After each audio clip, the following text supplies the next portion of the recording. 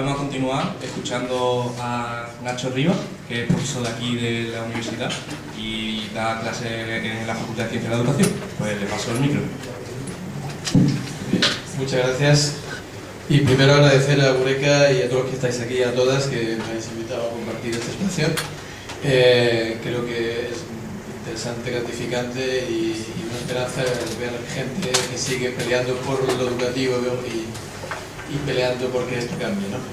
Hay un lema del Movimiento Sin Tierra en Brasil que dice que la lucha es educación y que la educación es lucha, ¿no? Yo creo que esto es una muestra y que lo que nos han dicho los compañeros antes, bueno, se aprende y se enseña en la lucha, ¿no? Por lo tanto, os felicito por estar aquí.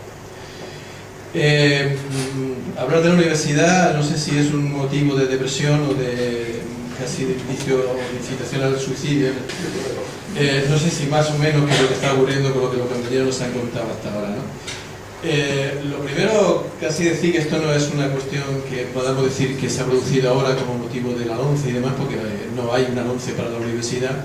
Lo intentaron, el gobierno anterior con Wert intentó hacer una reforma también universitaria, no lo ha hecho por vía de ley, lo ha hecho por vía de decretos, que casi es peor porque no hay posibilidad, por la capacidad de respuesta se disminuye mucho, sin duda ninguna, pero evidentemente ya Rajoy nos ha amenazado en el discurso de investidura que para la legislatura que va a empezar a partir del sábado seguramente va a haber una propuesta legislativa en universidades, lo cual pues nos empieza a hacer un poco que sintamos el terror en nuestro cuerpo, ¿no?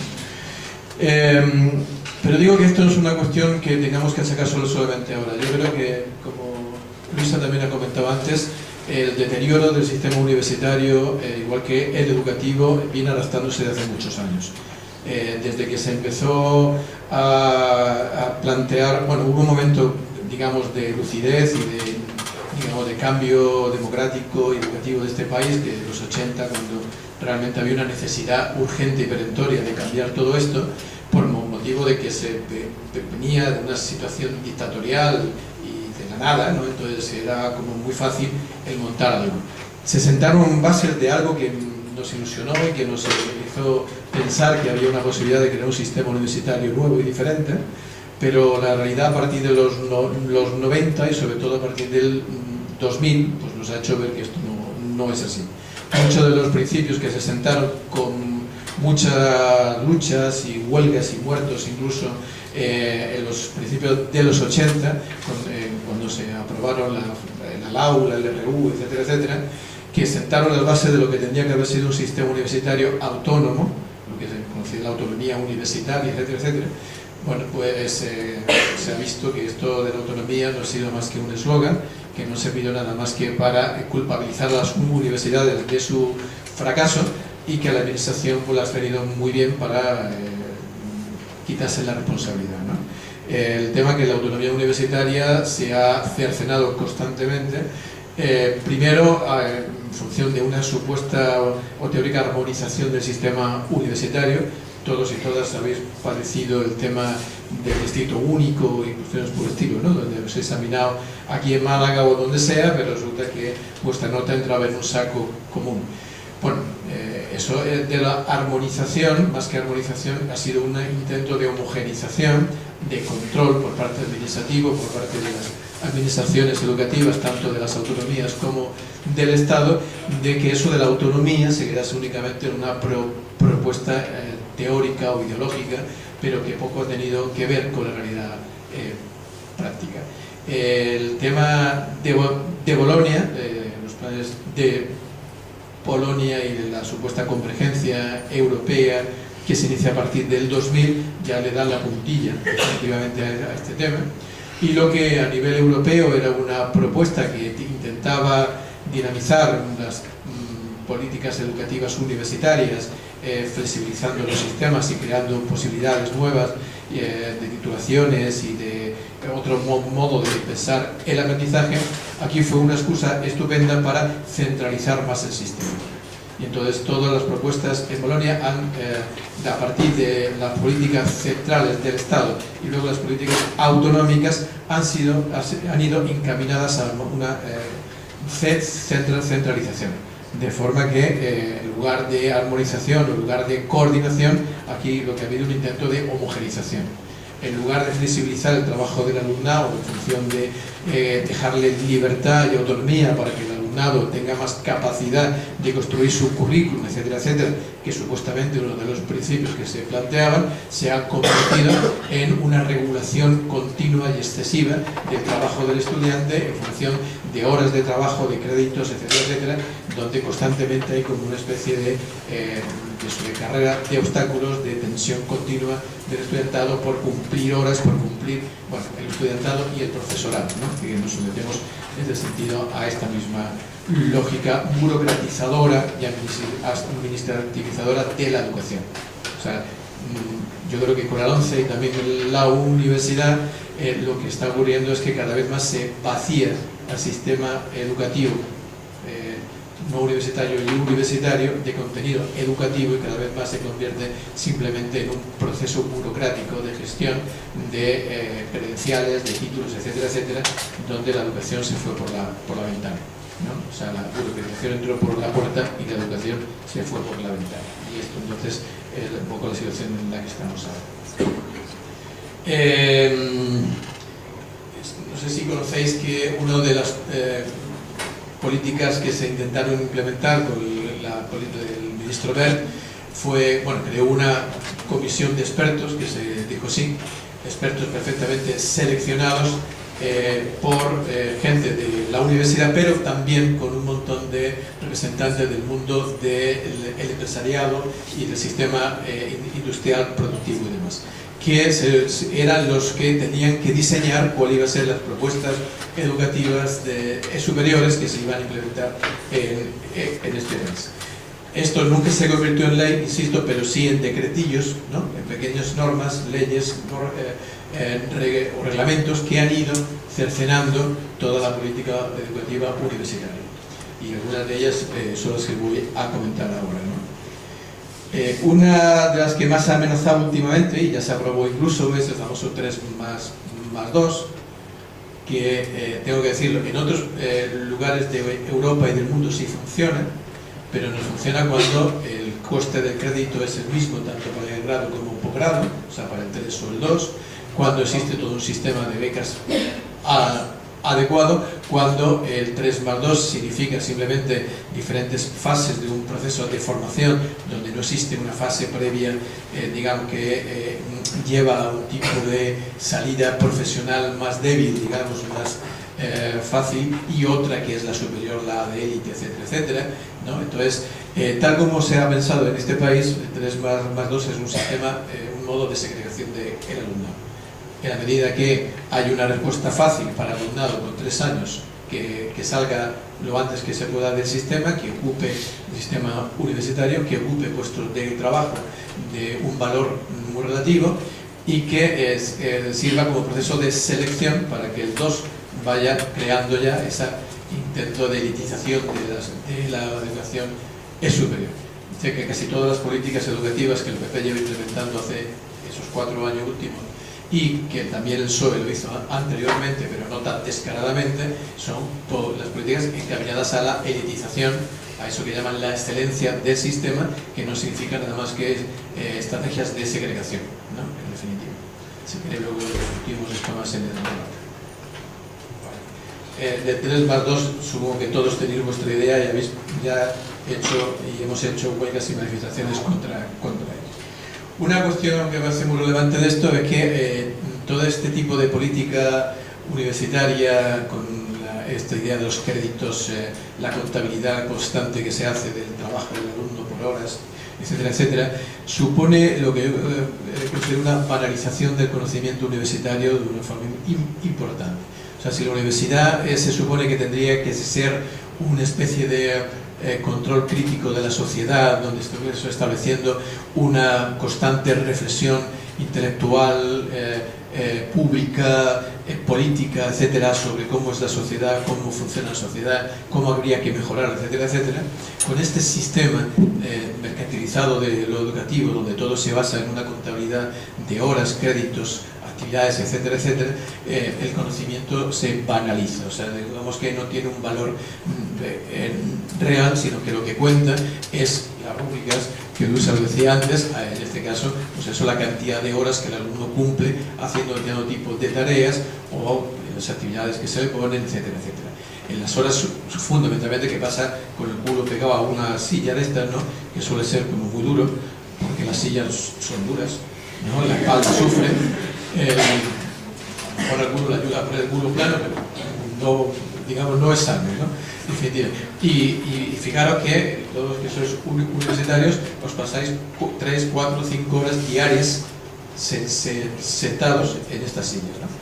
Esto no tiene que ver nada con la educación, no tiene que ver nada con la formación y mucho menos con lo que en teoría era eso de Bolonia y cosas por el estilo. O sea, esto es una aberración que se ha hecho en este país. Bueno, en este hay otros muchos, ¿no? Lo mismo es el nuestro, pues vamos a hablar de este momento. Entonces me parece que es importante esto. Se está apuntando ya cosas, por ejemplo, sin hacer el 3+2, pero apuntando elementos que preocupan, por ejemplo, con lo que está siendo el posgrado y sobre todo el doctorado. Vosotros todavía quizá os pillé un poquito más lejos esto, pero, por ejemplo, el posgrado se está convirtiendo en otro obstáculo más que para la mayoría tenéis que pasarlo si queréis entrar dentro de un mercado competitivo suficientemente preparados y tal, ¿no?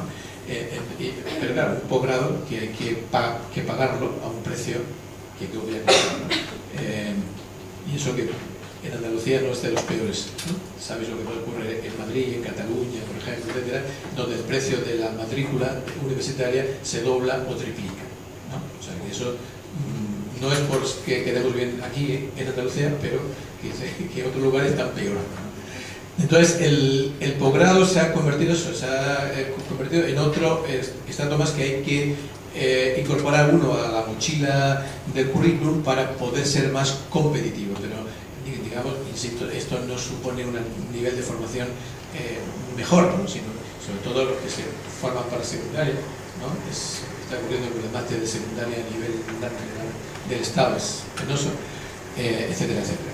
Pero sobre todo cuando llegamos al doctorado, digamos, el doctorado se suponía que era ya el nivel máximo académico de un individuo que quiera hacer la carrera universitaria, que simplemente tiene interés en tener la formación más alta que uno pueda llegar a alcanzar, ¿no? Y entonces era un trabajo de investigación serio, que se supone que aportaba algo a la ciencia, que aportaba algo a la academia, etcétera, etcétera, ¿no? Ahora el plan de doctorado implica que en un plazo máximo de 3 años, si uno uno puede demostrar que trabaja, que tiene responsabilidades y entonces le permiten que lo haga en 5, en un régimen parcial, tiene que completar una tesis o si no le echan. A ver, esto supone una profesionalización del doctorado implícita. Solamente aquellos o aquellas que bien tienen suficiente poder adquisitivo para sustentarse durante 3 años, estamos hablando que uno ya tiene 25, 26, 27 años, supongo que tiene novia, novio, que quiere tener su salida, etcétera, pues si te dedicas a estudiar, obviamente esas cosas no se pueden hacer, o puedes porque te viene de familia, o porque tienes una beca de investigación. Y una beca de investigación es súper restrictiva. O sea, es una competición a muerte donde el número de becas se redujo sustancialmente con los recortes del gobierno anterior y entonces realmente la situación del doctorado es grave. Pero sobre todo que lo que supone un trabajo que tendría que ser una situación relevante de la vida de un individuo, porque consigue hacer una investigación que le permite situarse en eso que llamamos la academia, los doctores, cuando se hace la investidura, nos ponen el sombrero, el y tal, nos le dicen, jura que sirve a la verdad y a la ciencia y demás. Aquí me van a perdonar, pero con este sistema de doctorado lo que se sirve es a la mercantilización. Es decir, corre, haz algo rápido, que quede más o menos bien, sacas un doctorado y ya puedes empezar a pensar en la carrera universitaria, etcétera, etcétera. O sea, esto supone que lo que es la investigación y lo que es el doctorado se ha convertido en una cosa, se va a banalizar o estamos viendo cómo se va a banalizar a nivel ya exagerado. Bueno, por ir avanzando. Otra de las cuestiones que planteaba esta comisión de expertos tenía que ver con la democracia, gobierno, etcétera, de las universidades. Bueno, la paulatina merma democrática de la institución universitaria es algo que llevamos viendo y viviendo ya desde hace bastante tiempo, ¿no? Pero en los últimos años como que esto se ha agudizado. La palabra de moda en la gestión es la idea de gobernanza, no sé si os lo habéis oído, ¿no? Gobernanza, es decir, es el gobierno eficaz, que tiene que ver poco con la democracia, porque la gobernanza se basa en centralizar las decisiones, hacer que sean eficaces, es decir, que contra menos gente intervenga mucho mejor, y que sean imperativas, o sea, como hemos visto con el soya, pues imperativamente tienen que hacerse todo, pues una cosa así.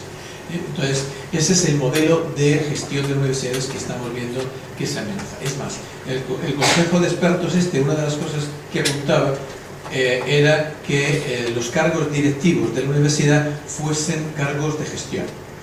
Es decir, que el cargo de rector, por ejemplo, o rectora, sea un cargo que sale a concurso público, de forma que cualquiera que reúna los requisitos se presente a ese cargo.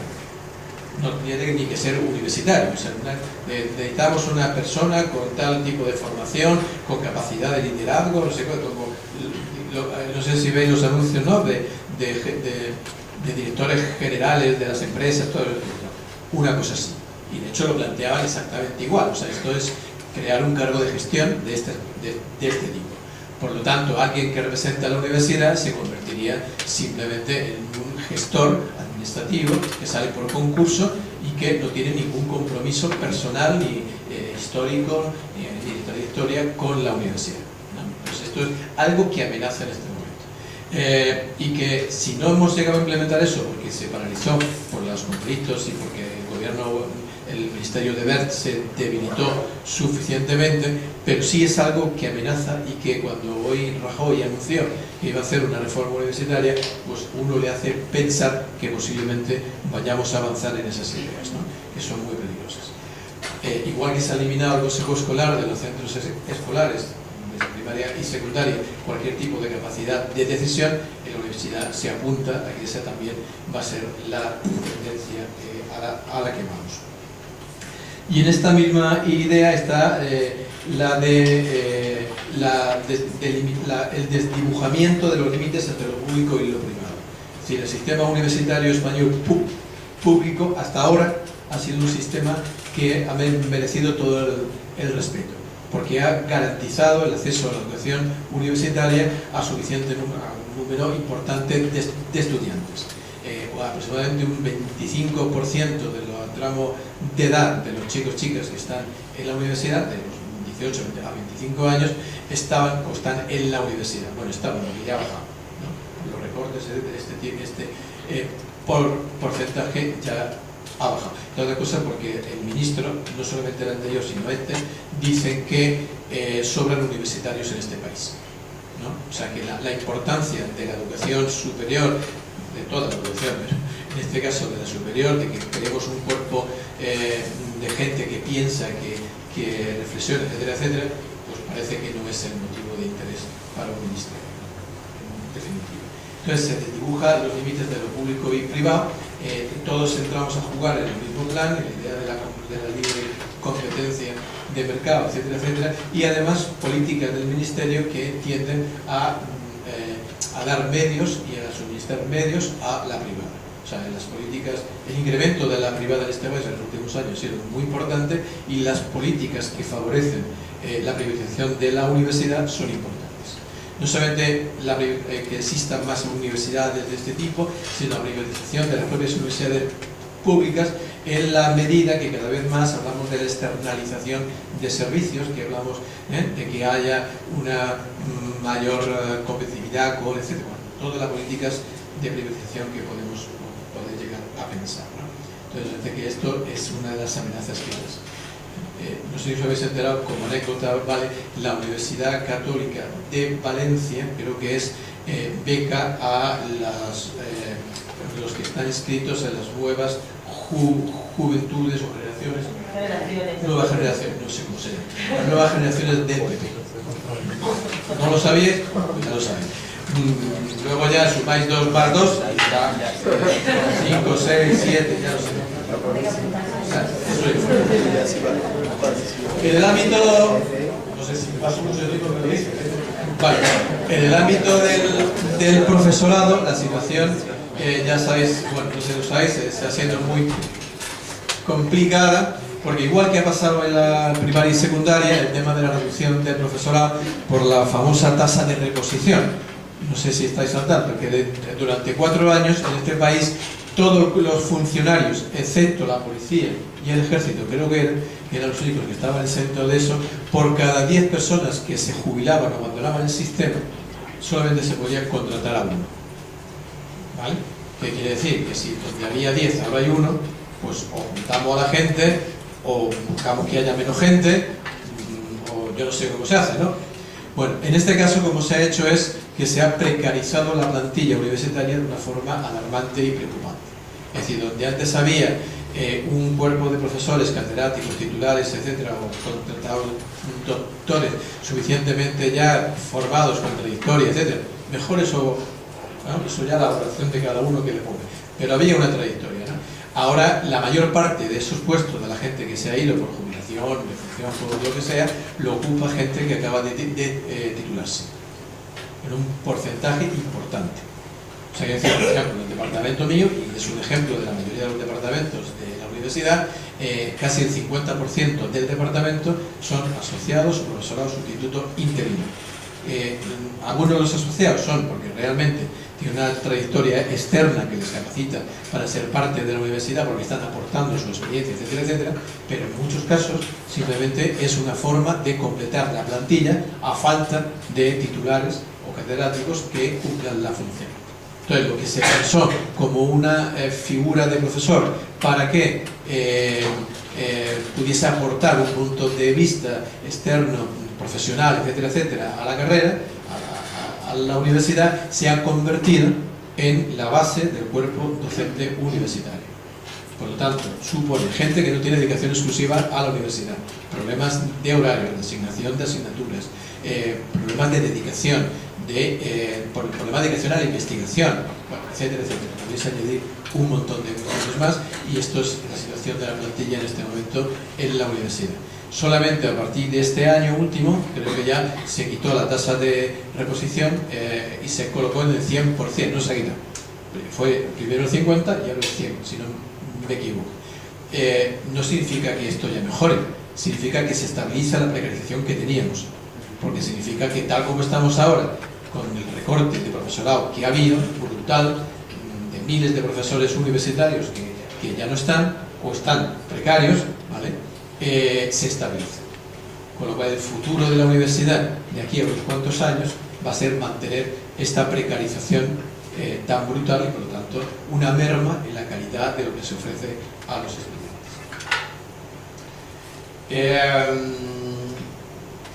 Podía meterme con el tema también de lo que significa la carrera profesional del docente, el capitalismo cognitivo, que se llama así, que se ha instalado en la universidad, donde prima más la cantidad de cosas que publicas y en dónde, y no tanto la calidad de lo que publicas, ¿no? La investigación no tiene más función en este instante que servir a este proceso de mercantilización. Se trata de que consigas el tener el máximo número de publicaciones dentro de lo que llaman los JCRs, que es el Journal of Citizen Report, ¿vale?